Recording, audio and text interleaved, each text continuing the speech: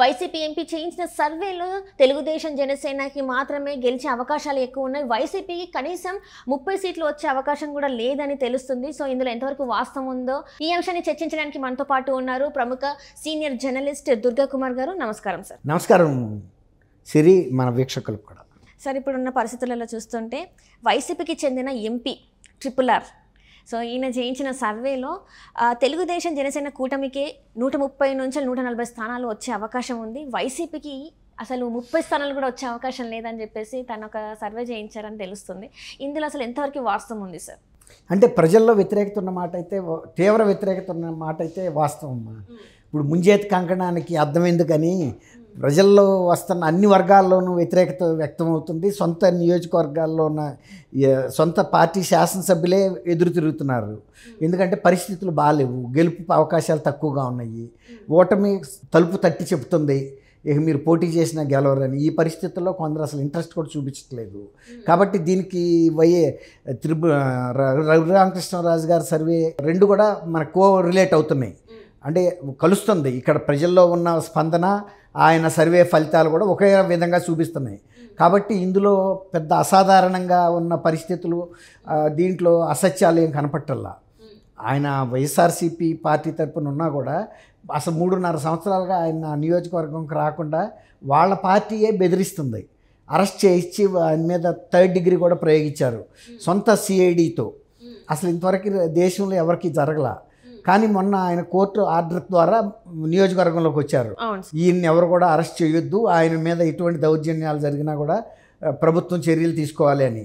కాబట్టి ఆయన ఒక రకంగా వైఎస్ఆర్సీపీలో ఆయన ఉండడు, ఆయన నిర్ణయం చేసుకున్నాడు ఈ పార్టీ గెలవదు ఈసారి. ఆయన ఒక పారిశ్రామికవేత్త కూడానమ్మా, ఒక పొలిటీషియన్నే కాదు, ముందు పారిశ్రామికవేత్త. వాళ్ళు ఎప్పుడు కూడా చాలా సునిశ్చితంగా ప్రజల నాడిని గమనిస్తారు. ఎందుకంటే అంత పెట్టుబడి పెట్టి ఒక పార్టీ తరపున పోటీ చేసేటప్పుడు గెలిస్తే వాళ్ళు ఏదైనా ఆ పరపతిని వాళ్ళ పరిశ్రమలకి ఉపయోగించగలుగుతారు, వ్యక్తిగతంగా ప్రతిష్ట ఉంటుంది.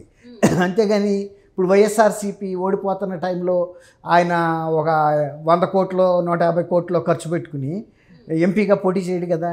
కాబట్టి ఆయన, నేను అనుకోవటం, నా వ్యక్తిగత అభిప్రాయం, ఆయన టీడీపీలో వెళ్ళిపోవటానికి ఎక్కువ ఆస్కారం ఉంది. అందులో ఆయన పెద్ద వివాదాస్పదమైన వ్యక్తి కూడా కాదు.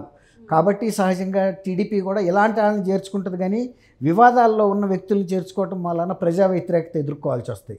ఇప్పుడు ఏదైతే వైఎస్ఆర్సీపీ ఎదుర్కొంటుందో, ఎక్కువ సరైన పరిపాలన ఇవ్వని వ్యక్తులు, తర్వాత చాలా వివాదాస్పదంగా మాట్లాడి ప్రజలను కూడా కొంచెం ఘర్షణ వాతావరణం క్రియేట్ చేసుకున్న మనుషులు. కానీ ఈయనకి నర్సాపూర్ లోక్సభ నియోజకవర్గంలో ఎవరు కూడా రఘురామకృష్ణరాజు గారిని వ్యతిరేకంగా మాట్లాడరు, దూషణగా కూడా మాట్లాడరు. అంటే ప్రజాభిమానం ఎక్కువ ఉంది. ఎందుకంటే అతను ఒక మంచి కుటుంబం నుంచి వచ్చాడు, తర్వాత వ్యక్తిగతంగా కరప్షన్ చేసి డబ్బులు తినాల్సిన అవసరం లేదు. ఇంకోటి ఏంటంటే అట్లాంటి అవకాశం కూడా లేదు.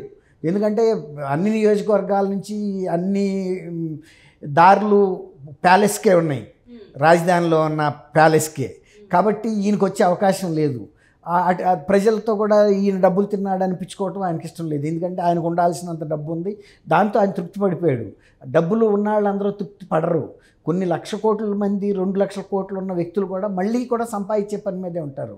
వాళ్ళు చనిపోయే వరకు కూడా ప్రజాధనాన్ని ఎంత వీలైతే అంత తీసేసుకునే పని మీదే ఉంటారు. కానీ ఈయనకి అది లేదు. ఎందుకంటే కొంతమంది నాకున్న డబ్బుతో పాటు పేరు కూడా బాగుండాలని కోరుకుంటారు. అది వాళ్ళు వచ్చిన ఫ్యామిలీ బ్యాక్గ్రౌండ్ కానీ వ్యక్తిగతంగా వాళ్ళకు ఉండే స్వభావాన్ని బట్టి.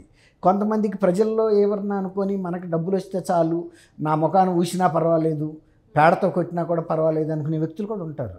అది వాళ్ళ కుటుంబ స్వభావం, లేకపోతే వాళ్ళ వ్యక్తిగత స్వభావం. మనం వాటి గురించి ఏం చెప్పలేము. ఈ పర్సన్ గురించి, ఇప్పుడు ఆయన సర్వే గురించి మనం మాట్లాడుకుంటున్నాం కాబట్టి, ఈ సర్వేలో అసత్యం ఉందని అయితే నేను కూడా అనుకోవట్లేదు.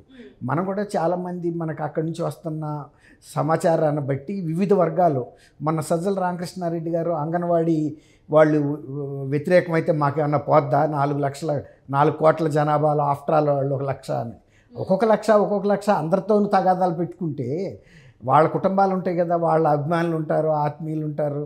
ఆయన చనిపోయిన తర్వాత కూడా రాజశేఖర రెడ్డి గారి బలం జగన్మోహన్ రెడ్డి గారికి ఉపయోగపడిందంటే ఆయన ఏ ఒక్కరు వచ్చినా కూడా వచ్చి బయటకు వచ్చి వినతిపత్రం ఏదైనా ఉంటే ప్రతిపక్ష నాయకుడిగా ఉన్నా కూడా తీసుకుని సహాయం చేశాడు.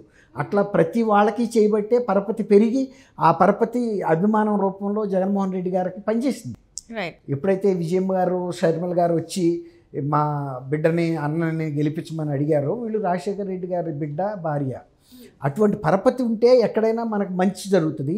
వ్యతిరేకత కనుక తెచ్చుకున్నాం అనుకోండి, అది ఒక్కొక్క చెట్టు వేరు కొట్టేస్తే చెట్టుది వేరు మొక్క పడిపోతుంది కదా చెట్టు.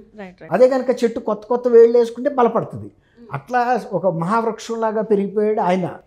ఈయన ప్రతి వాళ్ళతో తగాద పెట్టుకుని ఒక్కొక్క వేరు నరుక్కున్నట్టుగా తనకు తను బలహీనపడ్డాడు. ఇవాళ అంతర్గతంగా వచ్చిన వ్యతిరేకత కానీ ప్రజలు కనుక ఆయన సరిగ్గా ప్రజలతో మమేకమయ్యి ప్రజల పట్ల రాజశేఖర రెడ్డి గారి లాగా ఆదరణతో అభిమానంతో ఆత్మీయతతో ప్రజల పట్ల కనుక శ్రద్ధ చూపిస్తుంటే ఇవాళ ఆయనకి వ్యతిరేకత వచ్చేది కాదు, అవసరమే లేదు. ఎందుకంటే సేమ్ రాజశేఖర రెడ్డి గారు లాంటి పరిపాలన కనుక ఇచ్చుంటే కూడా ఇంకొక అవకాశం కూడా వచ్చేదే. ఎందుకంటే రాజశేఖర రెడ్డి గారు మంచి బాటలో నడిచాడు. ఎవరైనా మంచి బాటలో నడిచేవాడు వెనకాల నడుస్తారు, కానీ చెడు బాటలో నడిచేవాడు వెనకాలగా వెళ్ళరు కదమ్మా. ఆయనకి దూరంగా పెడతారు, ఒక రౌడీని కానీ ఒక తాగుబోతుని కానీ లేకపోతే ఇట్లాంటి దౌర్జన్యం చేసే వ్యక్తుల్ని. అట్లా ఈయన పరిపాలన సొంత చెల్లి రేపొచ్చి మన్నయ్య మేము అధికారంలోకి ఎక్కించినందుకు మంచి పరిపాలన ఇచ్చాడని చెప్పగలుగుతుందా? రేపు వస్తుంది కదా పిసిసి అధ్యక్షురాలుగా, ఆమె చెప్పాల్సిన బాధ్యత కూడా ఉంది కదా. ప్రజలు అడుగుతారు కదా, నువ్వు గదమ్మా ఆయన్ని మంచి ఆయన అని చెప్పావు అని. ఇప్పుడు ఆమె వచ్చి సర్టిఫై చేస్తుందా లేదా అనేది చూద్దాం. ఒకవేళ కనుక చెల్లెలు మేము అందరం కలిసి అన్నయ్యని ఎక్కించినందుకు మీకు మంచి పరిపాలన ఇచ్చాడు, మీ అందరికీ కృతజ్ఞతలు అంటదా?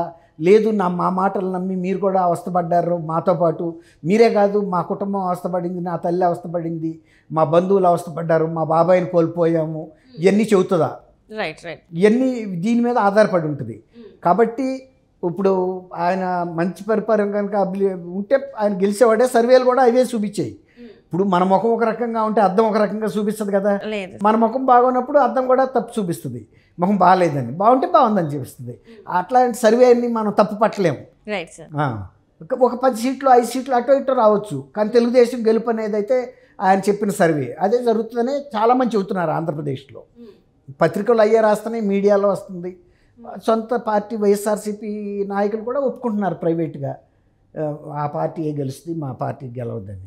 కొంతమంది బహిరంగంగా చెప్తున్నారు, కొంతమంది కనీసం పార్టీని వదిలేయండి, ముఖ్యమంత్రిని వదిలేయండి, కనీసం మా ముఖం అన్నా చూసి గెలిపించమని వీరభద్రస్వామి లాంటి విజయనగరం జిల్లాలో కోలగట్లో అందరూ కూడా చెప్పుకోవాల్సింది అదే.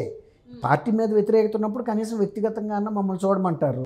కానీ నువ్వు వ్యక్తిగతంగా గెలిచిన అధికారంలోకి వచ్చేది ఆ పార్టీయే కాబట్టి వాళ్ళు ఎందుకు వేస్తారు ఓట్లు? ప్రజలను తెలివి తక్కువ వాళ్ళు కాదు కదా. మంచి పార్టీ ఎవరుంటారో వాళ్ళ అభ్యర్థులకి వేస్తారు. రైట్.